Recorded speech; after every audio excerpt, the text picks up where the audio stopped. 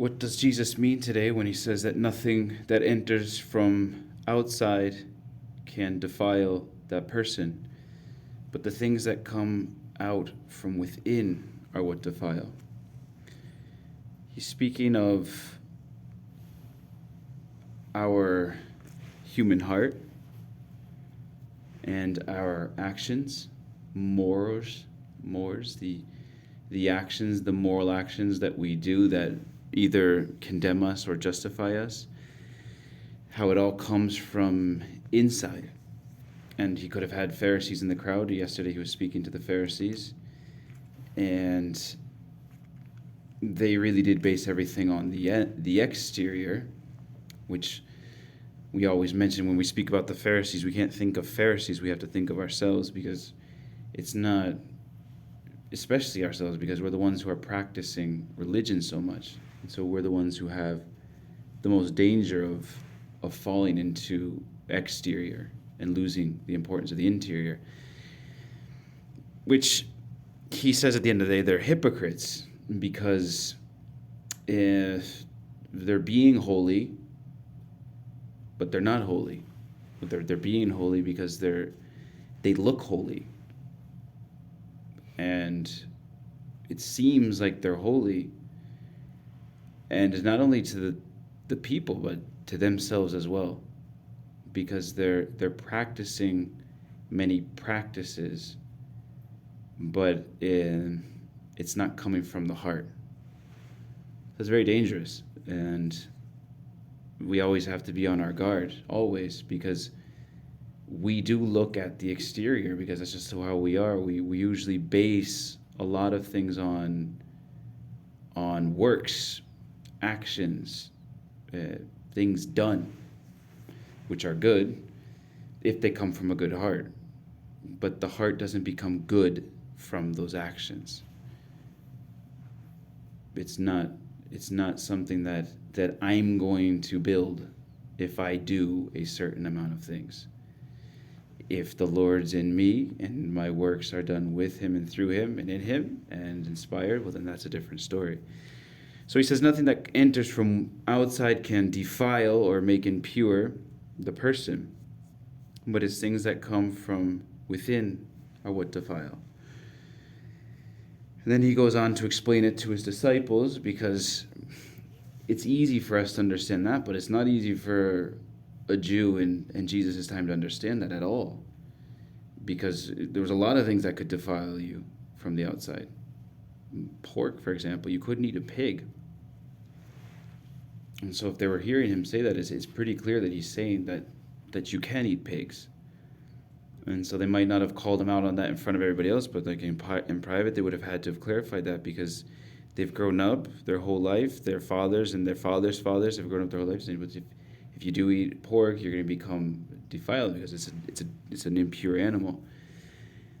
And it was a command. Like, it's not something that they came up with. It's something that God had said. So it's understandable. So he pulls them aside, and they pull him aside in private, and he says that it's what comes out of man that defiles him.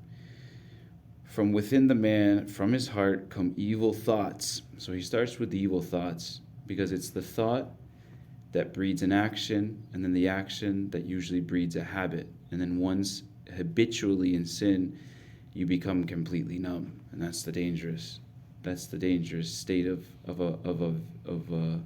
a man who's in vice. As we were talking about the other day, never have we had so much access to so much evil just from whether it's Snapchat or Instagram, because there's videos going around Instagram of people cutting people up, just chopping people up, vile things. Wouldn't be even right to mention, but you have 14, 15, even younger lads watching that and then sharing it, putting it into groups, because it's just so extreme. But like when we were talking about it, they were saying it's not as extreme after so many times you've seen stuff like that.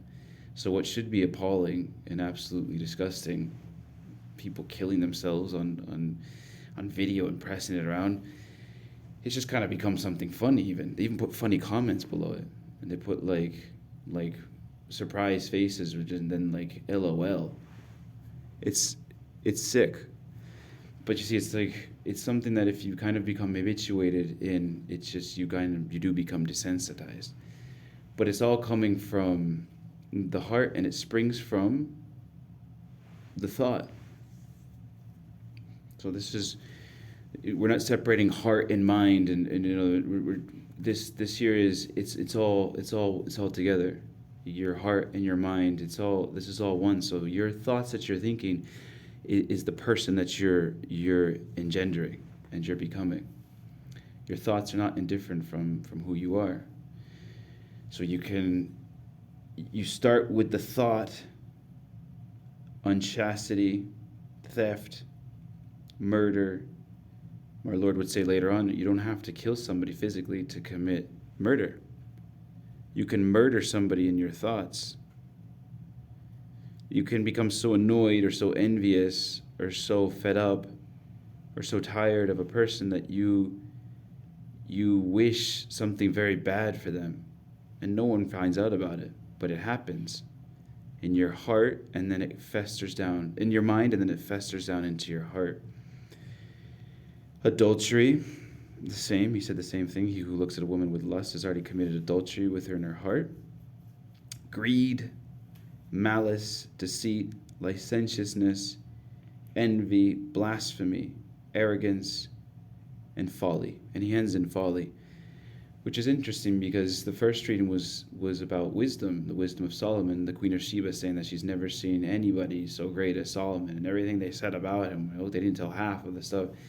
I don't know how that affected Solomon, hearing that, but tomorrow's reading we're going to see Solomon's downfall.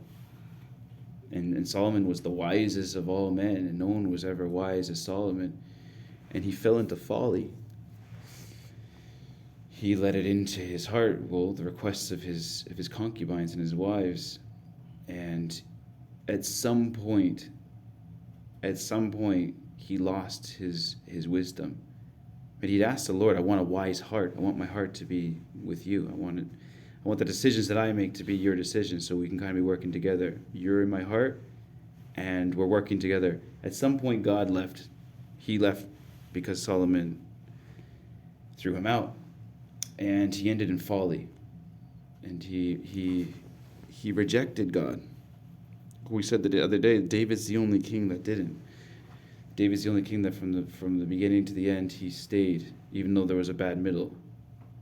He had God there, and he's the only just king.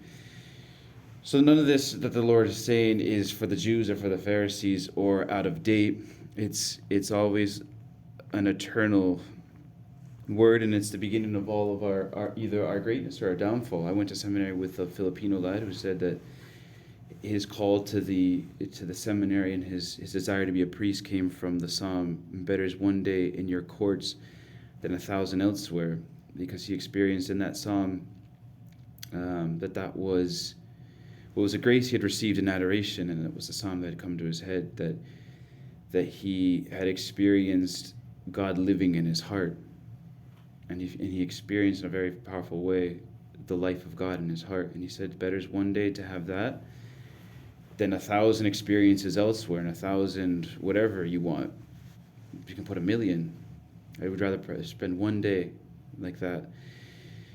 And that's where we are. Well, it's either our downfall or it's our greatness, because our greatness lies in the fact that the Trinity is dwelling within our heart, and that life can escape on a daily basis. We have to guard our heart and be careful that doesn't escape from our heart, and pray for that grace. And it's not a moral thing that we're following, a moral code. It's a life that we're living, so that my thoughts can be Christ's thoughts, and my actions can be Christ's actions, and my feelings can be Christ's feelings. So we'll ask the intercession of our Blessed Mother and all the saints who were incarnations of that reality, that we too may become a people of the heart, of a clean and pure heart, so that God may live in us. Amen.